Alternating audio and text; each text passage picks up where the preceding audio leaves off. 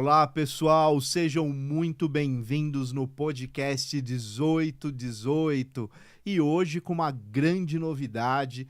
Vocês já devem ter reparado, nós estamos num estúdio novo, tivemos aí um pequeno hiato de gravações e por isso que vocês devem ter percebido isso no canal, mas por uma coisa boa. Nós estamos num estúdio muito legal, continuamos com a nossa parceria com o Meg do Gamecast, o grande Rodrigo aqui está conosco na produção e agora nós temos mais um agregado que é o Iago, que também veio aqui para nos ajudar na produção do 1818, fora o Vini, fora a Juliana, que está sempre conosco no apoio, na produção e na equipe do nosso projeto.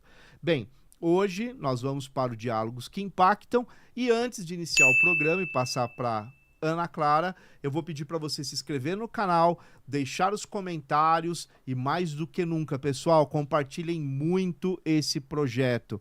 Não se esqueçam, não é apenas um projeto de podcast, mas é um conceito, é uma ideia, é uma missão que tem um projeto agregado de valor muito poderoso. Então eu conto com a sua ajuda. Vamos lá então? Oi pessoal, tudo bem? Eu sou Ana Clara Lambert e eu espero que vocês estejam tendo uma boa semana. Como foi dito, nós estamos com um cenário novo, mas os conteúdos continuam com muita qualidade para vocês. E eu sei que a gente teve esse período um pouco mais aí sem conteúdos novos e inéditos, mas para vocês foram acho que 2, 3 semanas, mas pra gente foi um período maior aqui sem gravar. Então eu tava com muitas saudades de vê-los vocês, de ter esses momentos aqui do 1818. Mas sem mais delongas, eu sei que vocês estão curiosos, vocês querem isso também. Vamos ao nosso convidado. Você pode, por favor, se apresentar ao pessoal que está assistindo? Olá a todos, eu sou Eduardo Sobreira, me tornei recentemente psicanalista e psicoterapeuta, por conta até das sincronicidades, e como sincronicidade é um dos motes aqui do canal, eu estou aqui estreando no formato e inaugurando aqui o novo estúdio, então é uma honra enorme estar aqui com vocês hoje. E a gente se conheceu no estúdio antigo, no antigo, exatamente. O Eduardo ele veio acompanhar o Humberto, inclusive eu te aconselho a chegar aqui no canal e procurar o programa do Humberto, porque ele falou sobre os índios, os povos dos Estados Unidos, hoje Estados Unidos, mas da América do Norte, e foi um programa incrível que vale muito a pena vocês assistirem. É isso, vai estar no izinho aqui, é só procurar aqui em cima da tela que vocês vão poder acessar esse vídeo, tá muito bom mesmo. Isso, os povos originários da América do Norte. E teve um outro programa dele também, né? Que aí ele conta a história dele, eu também vou colocar o izinho em algum lugar aqui em cima. Vocês podem assistir esses vídeos ou terminar esse daqui e depois ir pra isso, isso compensa muito. O Humberto é um clássico. Assistam o programa que vocês vão entender por que eu tô dizendo que o Humberto é um clássico. Mas vamos lá, o Eduardo hoje aqui conosco, e eu vou começar então perguntando a você, Eduardo, que você nos conte um pouco, né, sobre a sua infância, como foi lá a sua formação, se ela já foi pautada sobre a luz de alguma religião ou alguma coisa dentro da espiritualidade. Conta um pouco para nós como foi tudo isso. Bom, primeiramente, antes de falar qualquer coisa, me recuso a falar antes de agradecer a vocês, porque eu estou estreando, estou debutando no formato, e quando eu paro para pensar que eu estou estreando num canal igual ao de vocês, que é democrático no sentido das ideias, que é um canal plural que acolhe todas as religiões, no mundo hoje tão polarizado, eu falo, puxa vida, eu estou me sentindo realmente abençoado, porque não é todo dia que a gente tem essa oportunidade. E, obviamente, falar de espiritualidade, que está tão em falta hoje em dia, né? O povo está realmente perdido. A internet, que é um canal, é um meio, é uma mídia que a gente está fazendo parte, mas se a pessoa não tiver uma orientação, vai ter informação desconexa, enfim. Mas muito obrigado mais uma vez pela oportunidade. Bom, vamos falar de mim. Eu tive uma formação católica, minha mãe, eu fui batizado, primeira comunhão e crismado. E minha mãe me levava aos domingos na missa, a contragosto, Criança não gosta de ir para missa, né? Mas eu sempre fui muito questionador e aquilo para mim não fazia muito sentido, né? Então, para mim tentar explicar a minha espiritualidade, eu tenho que voltar realmente lá na infância. Só que ao contrário do que as pessoas falam de que as religiões são opressoras, eu não sentia essa opressão. Eu questionava mesmo e falava nas minhas conversas com Deus, que alguns falam que é oração, outros tá rezando, enfim. Eu conversava com Deus, não me castiga não, porque você me fez assim, questionador, então eu vou questionar mesmo. Entendeu? Se você não gosta da minha questionação, do meu questionamento, não tivesse me feito com esse cabeção aqui pensante, né? E assim, naquela época as pessoas não tinham nem computador, quanto mais internet. E vamos falar, eu acredito em sincronicidade, as coisas meio que foram caindo no meu colo, né? Então foram acontecendo vários eventos no qual eu, questionador, eu ia assimilando, né? Então, se for contar que tem vários, mas para a gente falar os principais, então, por exemplo, a minha irmã mais nova, eu sou mais novo de 4 irmãos, 3 irmãs mais velhas e minha irmã. Minha irmã mais nova casou 3 vezes com o mesmo sujeito. No civil, na igreja católica e na Umbanda, que a família do meu cunhado era umbandista. E eu, como devia ter uns 13 anos, vamos lá conhecer o que é, né? Tô sempre na dúvida, sempre questionando, né? Vamos lá. E aí vi todo o ritual, uma cerimônia muito bonita. Então e já fui captando essas situações. Um outro evento, um amigo meu de infância, 11 ou 12 anos, eu frequentava a casa dele, ele frequentava a minha. Aos 15 eu descubro que a mãe dele fazia reuniões de mesa branca, era kardecista. Aí frequentei um tempo também, né? Aí aos 16 anos, tem um evento relacionado a Humberto. Ele me emprestou um livro, que eu, aliás, não devolvi, porque livro é feito para você repassar as ideias, né? O livro chama-se... Por isso que eu não empresto os meus. O livro é... Deixa eu lembrar o nome, o título. É o livro dos insultos, né? E de insulto não tem nada, mas tinha uma frase... O Mencken, que era um jornalista americano, então um compilado de frases, de pensamentos. E tinha uma frase lá, que eu não esqueci do livro todo, que falava assim, mais ou menos, a fé e a religião é a crença no improvável. Não é com essas palavras. E aquilo mexeu comigo, né? Eu falei, realmente, né? A religião é o improvável, né? Porque o catolicismo fala, para uma criança, né? Para o entendimento, fala de que você morre, aí o anjinho te pega, aí chega na porta do céu, São Pedro com a chave, e aí você arrepende dos seus pecados, e aí você entra, tá Jesus sentado do lado de Deus. Então, realmente, essa frase fez muito efeito em mim. Eu falei, puxa vida, realmente a fé e a religião é a crença no improvável. E aí eu fui buscar o que era mais provável para mim. Até então não tem inedicidade nenhuma, nada inédito, né? Depois com o tempo você vai vendo que, por exemplo, as minhas interpretações da Bíblia, né? Lutero já fazia isso 600 anos atrás, né? O Deus que eu meio que acredito, que é o do Spinoza, também foi em 1600 e alguma coisa. Então não tem muita inedicidade. Então, de repente, eu quero trazer para cá um pouco de reflexão sobre isso, né? Eu acho que é importante.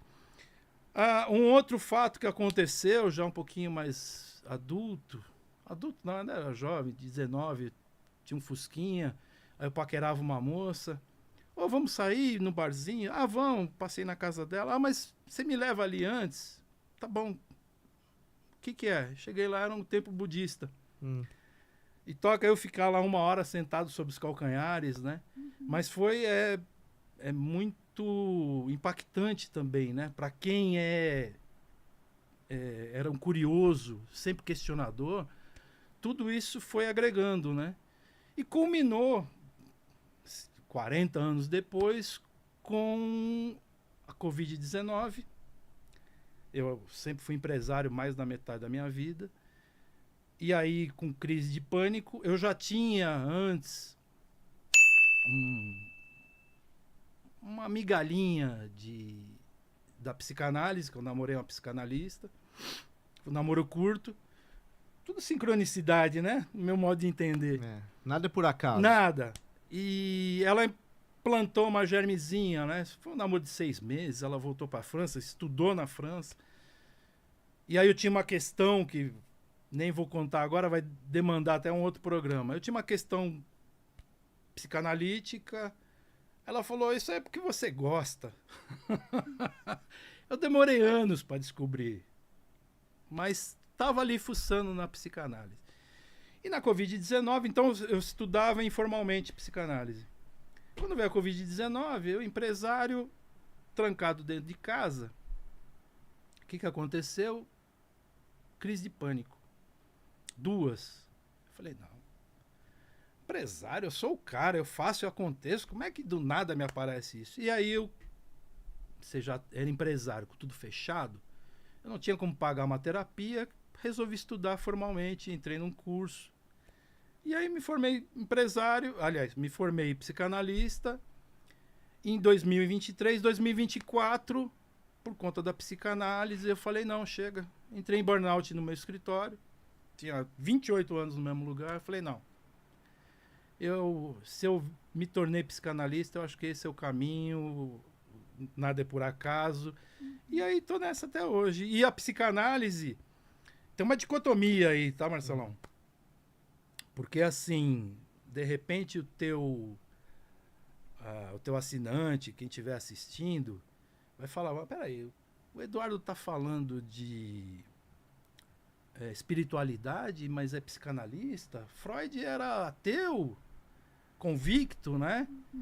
Só que antes de eu ser psicanalista, eu já tinha minha espiritualidade, né? Eu já tinha minhas crenças. Eu acredito, inclusive, comentando isso no carro, que a gente já meio que nasce, a gente não tem essa opção. E uma não anula a outra, né?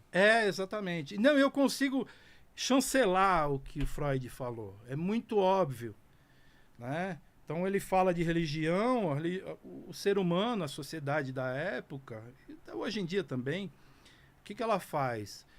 Ela assume a religião numa necessidade do pai. A forma do pai, né? Porque o pai é aquele que te ensina, que te educa, que te cobra, que te pune, né? Então, a angústia do ser humano, a angústia existencial, vamos dizer assim, ela passa por isso, né? E o que é melhor para cobrir isso do que a figura do pai? Religião. Né? Então, hoje em dia, você me falar qual é a tua religião, eu vou dizer que eu sou meio um agnóstico teísta, apesar de ter uma cruz aqui, deixa eu ver se dá para a câmera pegar. Acho que dá. Essa cruz aqui também, ela conta uma história que é, assim, foi na pandemia. Tá. É curioso também, né? Então, eu sempre fui muito ligado às artes, né? Pinto, desenho, faço esculturas. Eu sou um artista plástico frustrado. E aprendi a tatuar. E até por hobby, tatuei muita gente da família, tudo gratuitamente, mas vamos lá. E aí, eu trancado em casa, eu falei, eu sou canhoto, né? O único lugar que eu conseguia tatuar falei, eu vou fazer uma cruz como proteção. Tá, e numa angústia, né? Aquela solidão. Peguei os equipamentos, falei, eu vou fazer uma cruz vermelha, que é a cruz vermelha, fazer preta, fica meio gótico. Fiz uma cruzinha azul. E aí, outra sincronicidade, né? Dizem que os cristãos, não basta ser cristão, né? Ele tem que afirmar que é cristão para os outros, né? Quando eu descobri isso, eu falei, puxa vida, é na minha mão direita, a mão que eu cumprimento, né? Então eu vou estar sempre mostrando, ó, tem Cristo aqui. Puxa vida, e eu não, juro que eu não pensei nisso na hora. Era só uma forma de, não, é proteção. É mais uma sincronicidade, vamos dizer assim. A vida, o próprio sentido, né, do nosso programa 1818 é o princípio da sincronicidade.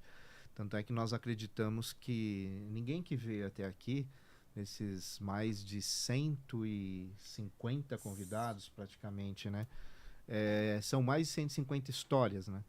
E isso não foi por acaso. 144 se for preciso. Esse vai Se ser for preciso, 144. 144. Então pensa na profundidade de 144 histórias de pessoas extremamente diferentes.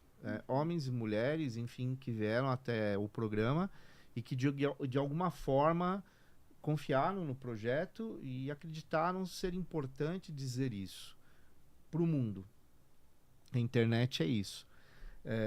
Então, há um princípio, né, de crença nossa de que nada é por acaso. Então, para alguém isso chegou, para alguém isso fez sentido, e para nós isso fez muito sentido, né? Como a sua história, talvez, obviamente, não toda ela, mas certeza que partes dela vai me tocar, vai tocar na Clara, as pessoas que vão assistir, porque não é de forma integral, óbvio, né? Cada um de nós, dentro da nossa concepção humana, nós temos várias coisas que pode servir de exemplo para outro. Com certeza. Para outras pessoas. E coisas que não servem de exemplo porque para o outro não faz sentido. Então, o nosso programa passa muito pela perspectiva de trazer pessoas que tragam essas experiências para, de alguma maneira, chegar na casa de quem tem que chegar. E eu creio nisso. Eu tenho convicção, eu tenho certeza disso. Que chega e já ajudou muita gente. E você vê, nesse momento me passa pela cabeça, puxa vida, Eduardo, que responsabilidade. Porque, assim, de uma certa maneira, eu sempre fui empresário. Eu nunca tive, ou passou pela minha cabeça, a necessidade do cuidado de alguém, né? Nunca passou pela... Não, meu negócio é trabalhar, produzir. E hoje em dia, sou casado com uma enfermeira. Aliás, um beijo para ela. Quando eu paro para pensar, eu falo, meu Deus do céu, como é que uma mulher tão importante, tão maravilhosa foi cair na minha vida, né? Porque às vezes tem um dito popular, né? O cara quando tá no perrengue fala assim, puxa, é porque eu matei passarinho na outra encarnação. Para mim ter uma mulher dessa, eu falo, não, eu tinha um hospital de passarinho. Eu tô recebendo a benesse agora. Então, e o cuidado com o ser humano, né, que ela já demonstra quando eu a conheci, para mim era assim, isso não é para mim. E de repente, a psicanálise me trouxe isso. E me trouxe também uma compreensão até meio da Bíblia, né, que eu não tinha, né? Então, quando você aprende a psique humana, você começa a entender alguns conceitos bíblicos, não literalmente, mas, por exemplo, né, o que para mim faz todo sentido é o pecado. Eu falo assim, puxa vida, né? Porque as religiões, de modo geral, têm esse dogma, né? Não, você é pecador, pecador, pecador. Quando você estuda a psique humana, você vê que o pecado ele já é nosso, é inato nosso, e a gente tem que estar sempre... O Freud falava que é o id e o ego. O id é o nosso inconsciente que quer prazer a todo momento, né? O princípio do prazer. Ele é um cavalo, né? E o ego é o cavaleiro domando isso, né? Quando você chega nessa conclusão, você entende que o pecado não é aquilo que as religiões falam, né? Então, o pecado é um inato da gente, a gente precisa trabalhar com a nossa inteligência para evoluir, né? Próximo, para ter esse cuidado com o próximo, porque sem o próximo você não é nada. Então, assim, eu sou muito grato pela toda essa experiência espiritual e até, vamos falar, profissional sobre psicanálise. Me ajudou muito a agregar todos os meus conceitos, né? Porque o ser humano, ele é difícil, né? Ele pode usar a Bíblia para fazer mal. Eu interpreto desse jeito aqui, entendeu? Mas eu acho assim, Eu quero crer que o ser humano ele já tem dentro dele o que é certo ou errado. É meio... Eu paro para pensar num trecho bíblico, para mim não faz a menor senso. Falo, como é que pode, né? O Moisés desceu do Sinai com as tábuas, né? Teve que falar, isso aqui foi Deus, mas tava ali o básico. Você fala, como é que pode?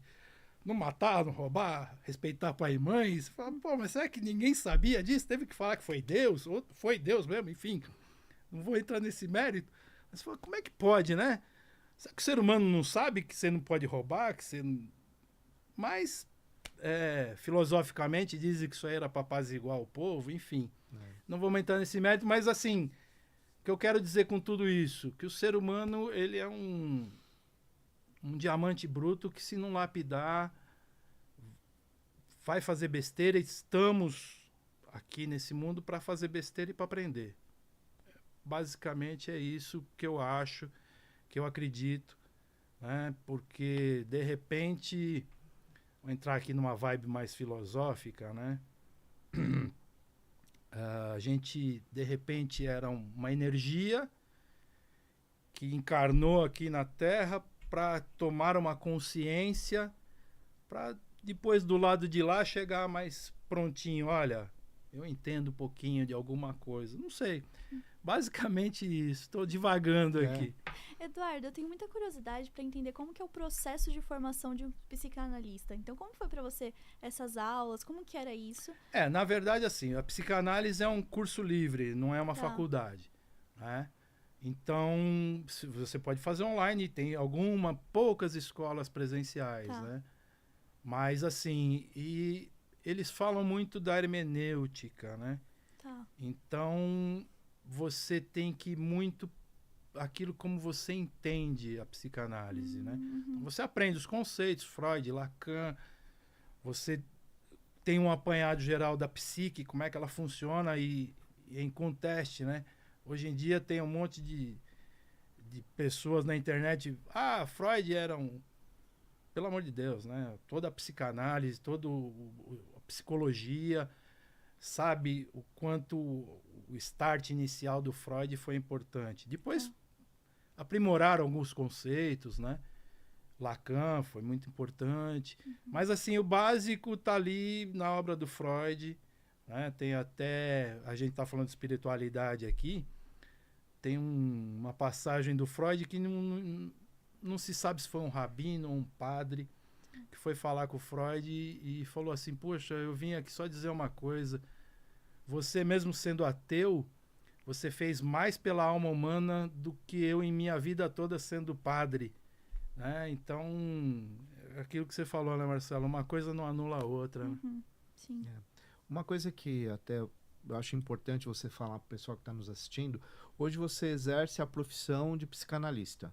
É um ofício, né? Tá. É um ofício. Tá. E você trabalha hoje exclusivamente com a psicanálise? Exclusivamente. Então você atende as pessoas, você tem um consultório, é tudo online?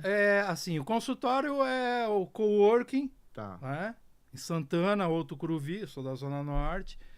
Eu não gosto de fazer online, né? Até o princípio da psicanálise, porque tem muita coisa envolvida, né? Então a pessoa está no divã, se ela de repente dá uma mexida no pé, aquilo que ela está falando deu um incômodo. E online você não consegue Você captar. perde alguma coisa. Você perde muito da percepção. E o contato humano, né? Tá. Mas tempos modernos, né? E o povo às vezes não dá e às vezes a gente atende online mesmo. Tem a pessoa que vem de longe também, né? Então, mas eu ainda acredito que o presencial é fundamental, até porque a gente está perdendo isso com a internet, né? Sim. Estamos perdendo o contato humano, tá cada vez mais difícil, o povo tá ficando, a saúde mental degradando cada vez mais. Já pegando o gancho da saúde mental, hoje nós temos uma determinação política, primeiro, e hoje com a força da lei, da necessidade das empresas trabalharem a questão da saúde mental como algo fundamental e importante dentro dos RH, e isso, claro, para todos os funcionários, ou hoje se fala colaborador, né? Na minha época era só funcionário. Colaborador, eu tenho uma crítica em relação a esse termo, mas eu prefiro não entrar nessa questão, né? Deixa a política. Porque, na verdade, se fosse colaborador, ganhava mais, né? A parte do lucro seria maior, né? Na verdade, você continua funcionário, mas tudo bem. Podemos entrar nisso depois. Mas a gente sabe da importância hoje do século XXI, do tempo que nós vivemos, deste mundo tão complexo e tão rápido, a necessidade que há de se cuidar da saúde mental. Até porque vivemos numa selva de pedra, tudo é concreto, né? Tem a violência também, que é um disparador, e a gente tem uma série de outras coisas que também nos impulsiona a ter uma saúde mental comprometida, como, por exemplo, a questão do desemprego, a questão do orçamento que não dá lá no final do mês, né? Todas as demandas que um ser humano tem hoje, né? Na vida adulta, principalmente. Então, a saúde mental, ela é hoje algo tão importante quanto qualquer outra área da saúde que antes talvez fosse prioritária. Que impacta na saúde física. Onde entra, na sua opinião, a questão da psicanálise e da importância da espiritualidade para fortalecer o indivíduo? Então vamos deixar claro aqui, né? Essa espiritualidade que eu falo não é aquela que vai alienar o indivíduo, não é aquela espiritualidade que vai tirar dinheiro do indivíduo, né? Por uma questão mercadológica, um Cristo mercantil, nada disso. É no sentido de espiritual que fortalece o indivíduo, né? A individuação do homem e da mulher.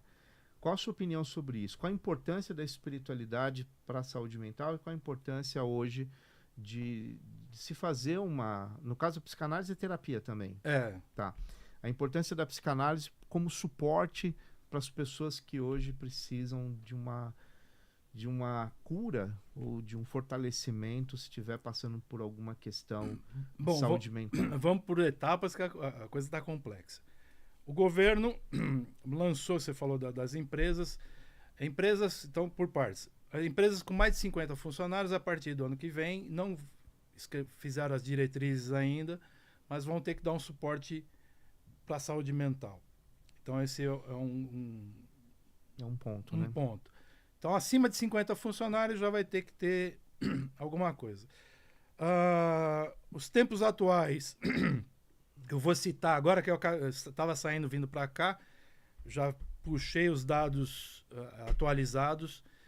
A saúde mental hoje em dia, só para citar, tá? Tem uma doencinha, não é doença, né? Um transtorno, que doença mental não existe, né? Para ser doença, tem que ter o marcador biológico, né? Então você tira o sangue e tem o marcador biológico da sua doença. Da mente não tem, então tudo é transtorno, ok? Vamos lá. Tem um transtorno hoje chamado nomofobia. Já ouviram falar? Já. Nomofobia é a fobia por não estar conectado. Os dados de hoje me assustaram um pouco. Então, jovens de 17 a 25 anos, 90% do mundo apresentam um sinal de nomofobia. É vício, né? É vício. É o medo de não estar conectado, né? Que já ficou, já me impregnou. Crianças, aí já não deram os dados, mas de 3 a 6 anos, 40%. É só em restaurante, olha pro lado que você vai ver a criança, o que ela está fazendo. Então, elas não brincam mais, né? Não. Eu acho até, eu sou meio otimista, eu acho que o ser humano vai dar um jeito nisso, mas vai demorar um tempinho, enquanto isso vão ficar doentes. E aí outro tópico que você falou de espiritualidade, como atuar. Então, assim, tinha até um aluno, que ele era pastor evangélico, e eu discutia muito com ele, porque ele falava que, não, mas na Bíblia falou isso daí. Ele sabia muito, ele tinha uma compreensão, ele estava com a Bíblia decorada. Não, mas isso aí que o Freud falou, a Bíblia falou, para com isso, então não estuda psicanálise, deixa isso de lado. Até porque se você pegar um paciente que é totalmente ateu, como é que você vai tratar, né? Então, a psicanálise, então, é meio assim, eu encaro meio assim, dá a César o que é de César, Deus o que é de Deus. Mas na psicanálise, eu entendo, porque eu tenho esse meu lado espiritual, né? Então, eu entendo que se a pessoa... Então, é o lado do acolhimento. Se ela está necessitada, esse acolhimento já tem um lado espiritual, né? Ela precisa de acolhimento. Peraí, não, e é mental, então eu entendo um pouco o que é do espírito, né? A pessoa quando evolui um pouquinho, então eu acho que ali já tem uma parte minha que eu posso mexer, mas não dando sermão, até porque a psicanálise, o básico da psicanálise, você não dá o palpite, você não julgar, não dá opinião. Você tem que arrancar da pessoa, fazer com que ela chega à conclusão do que ela por si chega à conclusão do que a afeta, né?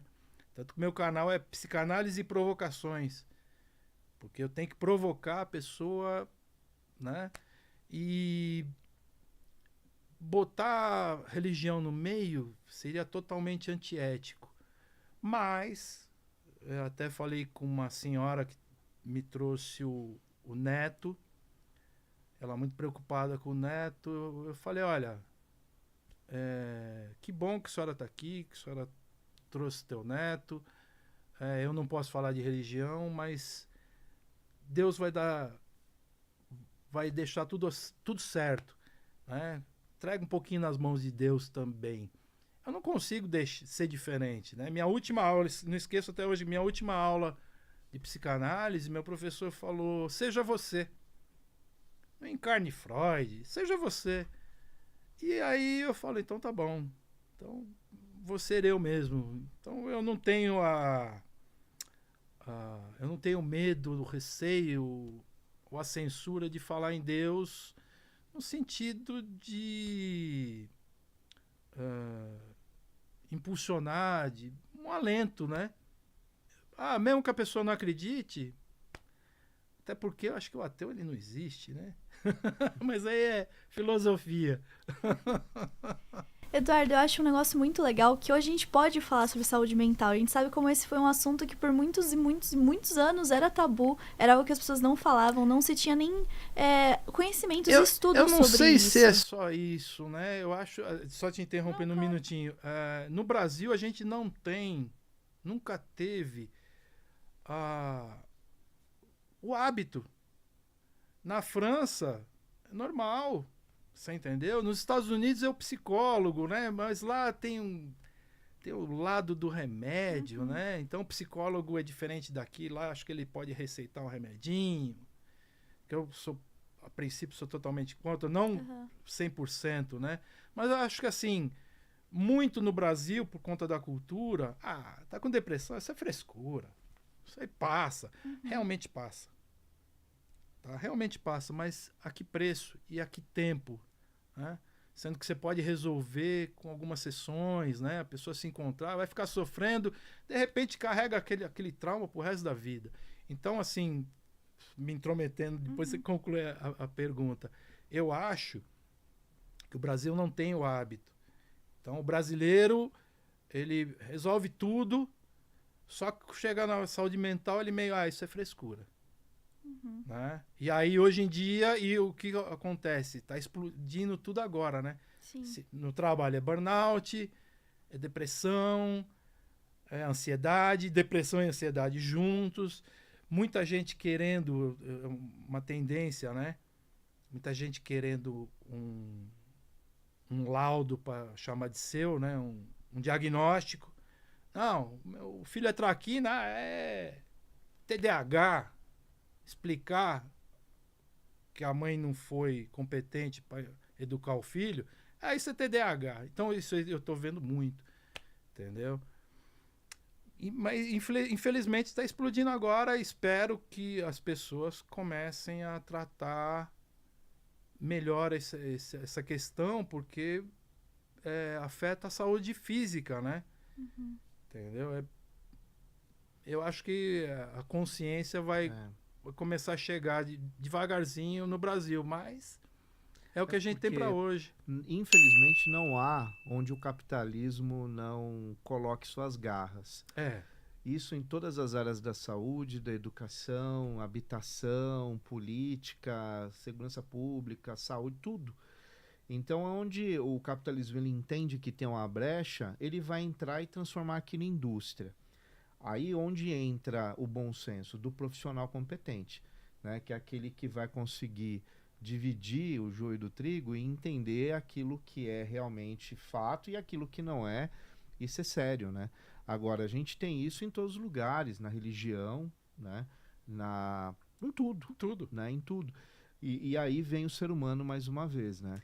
O ser humano também, Marcelo, ele tem um problema, assim, do imediatismo, né? Então o cara fica rolando rios, aquilo é rápido, a dopamina.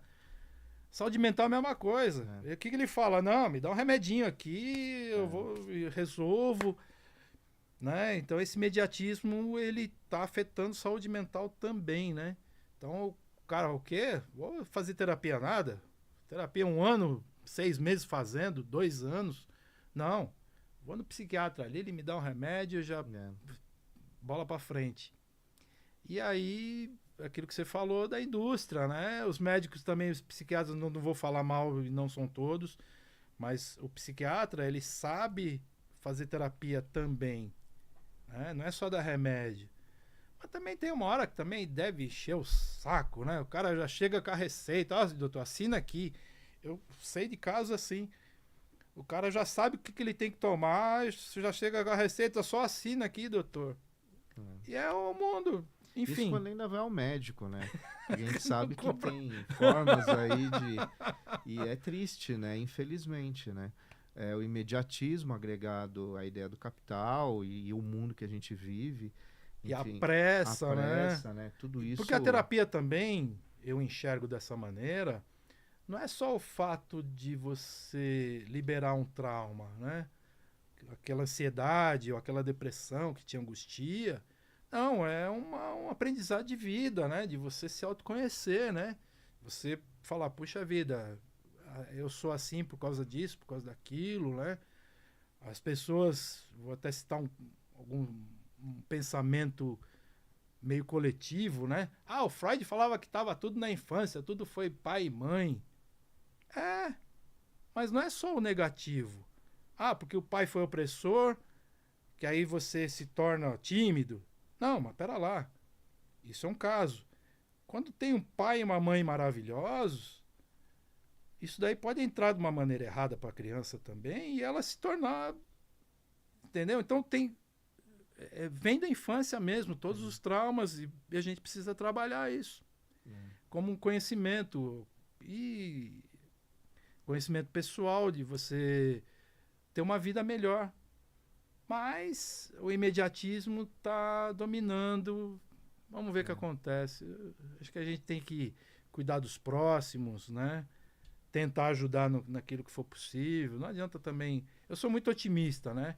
Então eu acho que, de repente, esses rios aí, a hora que o capitalismo falar, tem gente morrendo, vamos fazer um programa aí que a pessoa largue um pouco disso. Não sei. Divagando sobre um monte de situação. E o ser humano, ele nasceu para errar, né? Acho que é errando que se aprende. Se não houvesse o erro também ia ser chato pra caramba, né? Se não houvesse sofrimento. Outro dia eu vi um vídeo, a pessoa criticando Deus, né? Nossa, mas se Deus é amor, por que existe o sofrimento? Aí você fala assim, puxa vida, né? Se não houvesse sofrimento, ninguém dava nem bom dia, né? Pensou se ligar a televisão? William Bonner no Jornal Nacional não ia dar boa noite mais, né? Pra que dar boa noite? Tá tudo bom pra todo mundo. A grande questão que eu sempre digo, quer dizer, o problema não é a pessoa errar, né? A questão é a pessoa falhar com caráter. Porque errar, todos nós somos submetidos a isso pela nossa própria condição. E assumir esses erros... Agora, a questão caráter não se negocia. Eu acho que esse é o grande problema que a gente está vivendo hoje. Assumir a responsabilidade do erro faz um bem, se soubesse. Sim, Porque a pessoa, ela deixa até de... trauma, né? Tipo assim, a hora que ela assume, poxa vida, eu errei. Ok, assumo isso, eu vou errar de novo. Que ótimo isso para a vida dela. A saúde mental vai lá em cima. O ser humano vai errar. Porque a pessoa, quando fica com muito medo de errar também, não chega a lugar nenhum, né? Não, ninguém é perfeito, né? Em hipótese alguma. Ainda bem, né? Ainda bem.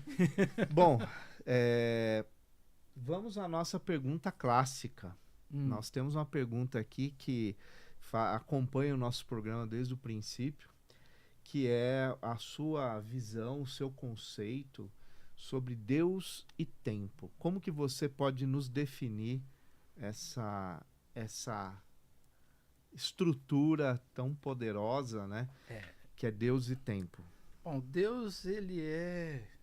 Puxa vida, tá com a palavra na cabeça. Aquilo que não se pode dizer com palavras. Como é que é o nome da palavra? Não tem... inominável. Não tem como inominável, né? Deus é tudo. É o Criador. Puxa vida. O ser humano, ele não consegue criar nenhum pensamento. Já pensou nisso? Pense em alguma coisa inédita. É muito difícil. Não tem, não dá. Você só vai fazer adaptações daquilo que você já conhece. O ser humano não consegue nem pensar em nada que não exista. Algo inédito. Não consegue pensar. Pode tentar aí, vocês que estão nos assistindo. Tentem pensar em alguma coisa. Então, se a gente não consegue nem criar um pensamento, e nesse momento a gente tem o ar que a gente respira, vamos dizer assim, se isso não é a presença de Deus, eu já não tenho mais o que falar nada. Então, a matéria, a gente pode divagar, pode filosofar, mas a vida é tão improvável, mas tão improvável que a gente fala assim, puxa vida, teve que ter uma mão do Criador aí, né? Não tem como. Aí o biólogo ele sai, o garoto sai da faculdade, não, nós somos o acaso. Você chama de acaso ou chama de Deus? Né? É um negócio tão improvável, mas tão improvável que você fala assim, não. Eu num outro episódio, se a gente tiver oportunidade, eu tenho uma conversa, né? Assim, eu bolei uma conversa com um ateu, que é um biólogo. Eu chamo da camisa dobrada.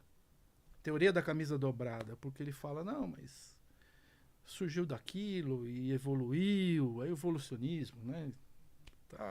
A Terra era totalmente asséptica, mas de alguma maneira surgiu tudo. Tá, mas a probabilidade é você ficar jogando a camisa para cima e ela cair dobrada, né? E aí entra o sopro de Deus, né? Tá na Bíblia lá, fez o Adão do barro, assoprou e deu a vida. Ah, não, mas isso é improvável.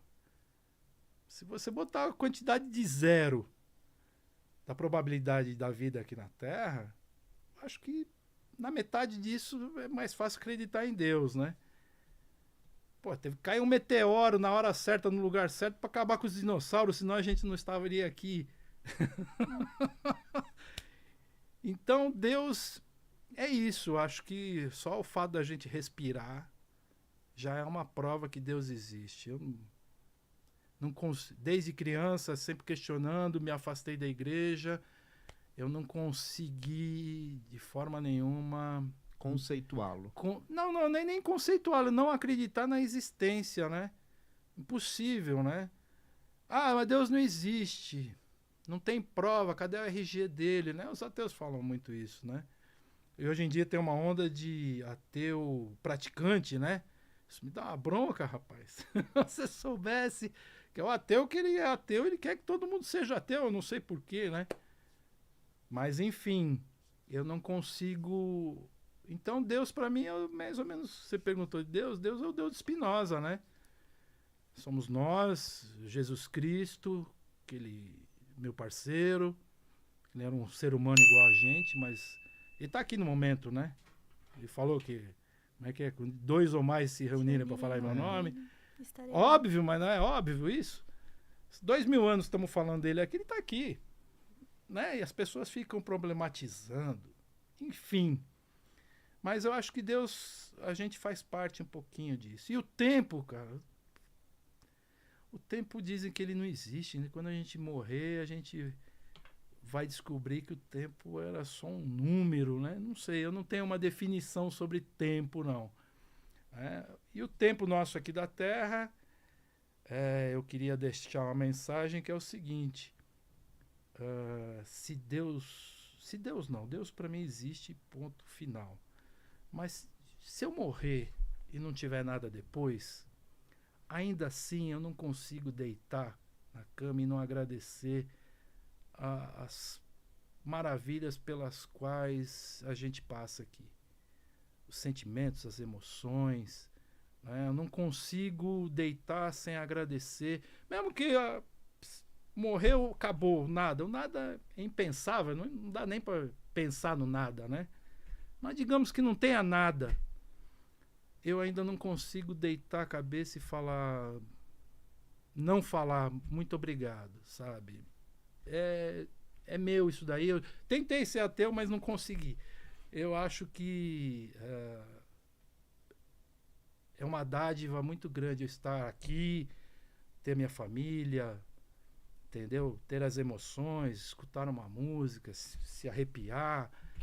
Se isso não é um presente, eu não sei mais o que é. Bom, chegamos então ao final do nosso episódio de hoje. A gente gosta de terminar pedindo que você deixe uma mensagem final para quem assistiu. Pode ser algo que você gostaria de ter falado durante o programa e acabou não comentando também. Eu queria, assim, puxa vida, tem tanta... Eu posso dar 2? Claro. Então vamos lá. Por causa de você, Marcelão. Você falou do caráter, não se negocia. Eu queria deixar um pensamento filosófico sobre caráter. Então, eu não sei nem... Me desculpem, eu estou ficando velho, não lembro, mas tem um pensamento filosófico que ele fala assim, se você tem dúvida de alguma coisa, se você tiver dúvida de alguma coisa, se é certo ou errado, faça o seguinte, imagine o mundo inteiro fazendo isso. Se for dar certo, então tá certo. Se for dar errado, então você sabe que aquilo não é para fazer. Um exemplo, eu vou jogar o papel da bala pela janela do carro. Se você tiver dúvida, estou falando um exemplo Sim. besta, mas se você tiver dúvida disso, pense, se todo mundo fizer isso daí, vai ficar bom? Não. Então, seria um pensamento filosófico. Se você tem alguma dúvida sobre qualquer coisa, tente usar isso como reflexão. E o que eu queria dizer que eu não disse é sobre a Bíblia. Me incomoda muito hoje em dia os ateus praticantes, né? Chamando a Bíblia de gibíblia. Eu respeito todo mundo, mas eu só queria deixar uma reflexão para todo mundo. A Bíblia, ela não é, assim, minha visão. E se de repente alguém pensar junto, de repente pode auxiliar. A Bíblia não é um código de conduta. A Bíblia, no meu modo de pensar, é um manual de sobrevivência. Tá? Reflitam sobre isso, vocês vão entender que para você viver bem, tranquilo, pesquisa na Bíblia ali, você vai achar muita coisa bonita, bacana, você vai viver bem com o próximo. A mensagem que Jesus Cristo deixou é exatamente essa. Entendeu? Jesus Cristo, ele não andou sobre as águas, ele não... Ok, isso para mim pouco importa. O que importa é a mensagem que ele deixou, que é pra gente viver bem com os próximos, né? O cara que se afasta numa ilha, ele não vive, né? Então, é tão simples isso, né? As pessoas polarizadas, né? Distantes, por causa de ideologia, por causa de dinheiro, por causa de um monte de coisa. Quando tá lá, amai-vos uns aos outros, né? Vocês vão ver que vocês vão viver melhor. Tão simples, a vida é simples. Espero que a sua audiência tenha gostado. Como eu falei, não tem nada inédito no meu pensamento, mas eu acho que de repente chegou para alguém que estava precisando. Eu fico muito, muito agradecido pela oportunidade. Obrigado a vocês. Muito bem. Então, hoje nós estamos aqui retomando o 1818 num estúdio novo, né? Conforme eu disse no início do programa. E estúdio novo, mais velhos apoiadores, né, Ana Clara? Nós temos a Noesis, que é uma empresa de psicólogos que atendem principalmente brasileiros que moram fora do país. Mas vocês vão falar, mas Marcelo, o que tem a ver isso? Tem sim, pessoal. Tem muita gente que vai morar fora, estudar, trabalhar, enfim, e precisa de um aporte psíquico aí, psicológico, porque é outra cultura, outra gastronomia, pressão, enfim, um monte de coisa. E essa empresa ela é especialista nesse atendimento, Noesis. Temos também a Lute Benedetta, que é uma empresa de velas aromáticas, que também é bem legal. A gente aconselha você procurar o pessoal da Lute, porque as velas são incríveis. E nós temos a Bacarin English School, que é uma escola online de inglês. E eu tenho certeza que o Rodrigo, que é o proprietário, vai estar lá para atender vocês com muita, mas muita atenção mesmo. E olha, lá a escola é ótima, por isso que nós estamos aqui indicando. Bem, eu finalizo o 1818 mais uma vez, pedindo para você deixar os seus recados, as suas demandas, pensamentos, reflexões, sugestões aqui nos comentários. Se inscreva no canal, não se esqueça, isso é muito importante. Compartilhar sempre muito o programa, porque o seu compartilhamento vai trazer mais e mais